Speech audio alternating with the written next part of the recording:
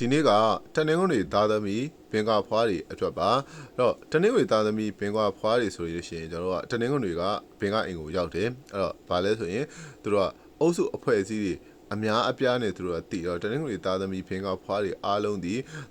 တည်တဲ့ခင်တဲ့မိတ်ဆွေအပေါင်းအသင်းအလွန်များပါတယ်အဲ့တော့ဒီနေရာမှာရှိတဲ့လူတွေနဲ့လည်းတက်အောင်ပေါင်းတယ်ဟိုနေရာမှာရှိတဲ့လူတွေနဲ့တက်အောင်ပေါင်းတယ်လူတွေအများကြီးနဲ့တည်ပြီးတော့မှ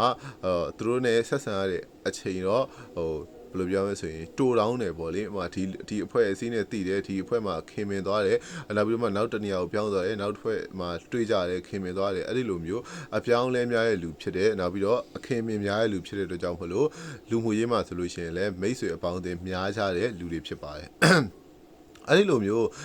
ဘင်္ဂါဖွားတွေအနေနဲ့အပြင်ကိုထွက်တဲ့ဘင်္ဂါဖွားတွေဆိုလို့ရှိရင်မိတ်ဆွေအပေါင်းအသင်းတကယ်များပြီးတော့မှတယောက်ယောက်နဲ့တွေ့လိုက်တယ်ဆိုလို့ရှိရင်အလွန်ပဲခင်မင်ရင်းနှီးကြတဲ့လူမျိုးတွေဖြစ်ကြပါတယ်အိမ်တွင်းပုံနေတဲ့တနင်္ဂနွေဘင်္ဂါသားသမီးတွေအနေနဲ့ဆိုလို့ရှိရင်တော့ကျွန်တော်တို့တနေရာနဲ့တနေရာကိုပြောင်းလဲပြီးတော့မှလောက်ခံရတာတွေရှိပါတယ်အဲ့တော့ဘယ်လိုပဲဖြစ်ဖြစ်တနင်္ဂနွေဘင်္ဂါဖွားတွေကတယောက်နဲ့တယောက်ခင်မင်မှု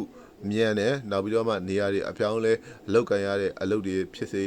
ကိုယ်ကလေးဘဝမှာလည်းဟိုပြောင်းထီရွှေလောက်ရတဲ့အရာမျိုးတွေဖြစ်စေအများစုကြုံတွေ့တတ်ကြပါတယ်အဲ့တော့တနင်္ဂနွေသားသမီးတွေမှာကံကောင်းတဲ့အချက်တွေအများကြီးပဲရှိပါတယ်အဲ့တော့ကျွန်တော်တို့ရဲ့နှစ်အလိုက်တက်ရောက်အလိုက်ကံကောင်းတဲ့အရာတွေရှိတယ်လို့မျိုးတနင်္ဂနွေသားသမီးတွေတခုခုလှုပ်ဆောင်တော့မယ်အဲ့တော့တနင်္ဂနွေဘင်္ဂါတွေတခုလှုပ်ဆောင်တော့မယ်ဆိုလို့ရှိရင်လှုပ်ဆောင်တဲ့ရရလည်းရှိပါတယ်ဒါကကြတော့ကျွန်တော်တို့လက်လာပါအတွက်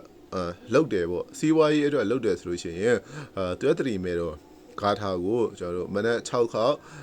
ညနေ6ခေါက်ရွတ်ပြီးတော့မှဆူတောင်းတာမျိုးလုပ်လို့ရပါတယ်နောက်တစ်ခုအနေနဲ့ကတော့ဒီတနင်္ဂနွေနေ့9နာရီနဲ့10ခွဲကြာမှာတီဟို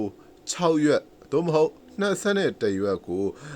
ဒီဖះเจ้าဆောင်မှာဖန်ခွက်လေးနဲ့ခြေထည့်မယ်တီကို21ရွက်သို့မဟုတ်6ရွက်ထည့်ပြီးတော့မှလှူပြီးတော့မိမိဖြစ်ချင်တဲ့ကိစ္စတွေမှာအထိတ်ထန်ဆူတောင်းပြီးတော့လောက်ကင်တာမျိုးဆိုလို့ရှိရင်လည်းအကျိုးပေးပါတယ်အင်တာဗျူးကိစ္စသွားပြီးတော့ဖြေတော့မယ်ဆိုလို့ရှိရင်လည်းအဲ့ဒီအရာလေးကိုလုပ်သွားပါ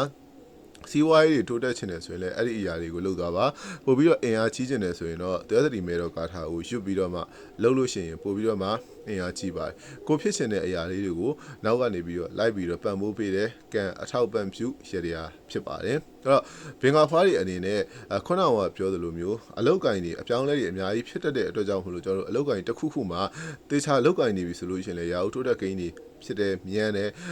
နောက်ပြီးတော့မှအထက်လူကြီးတွေချစ်ခင်တယ်ဆိုတဲ့အရာတွေကိုရလွယ်တယ်အကျွင်းတွေအဖွားတွေဖြစ်ပါတယ်ခင်ဗျာအဲ့တော့ကျွန်တော်မိတ်ဆွေအနေနဲ့